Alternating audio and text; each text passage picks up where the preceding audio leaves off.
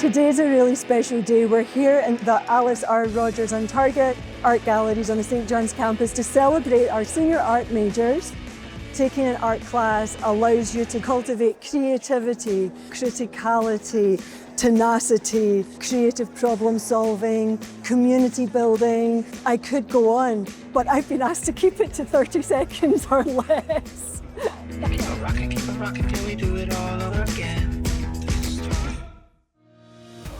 What excites me the most about the art program and our community here really are the people who have expertise in such a range of areas, who are great people to work with and who are able to meet students where they are at and cultivate creativity and bring out the best in each and every student. One thing that really left a lasting impact on me as an art student here was the way that I could connect my art studies with my own sense of purpose.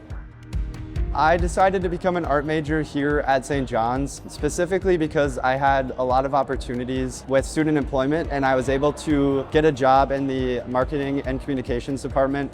So I actually started off pre-med and that didn't really feel like the right fit for me. Art is really interesting to me. It's always been kind of special to me. Professors have just really helped guide me and helped me become the artist that I am today.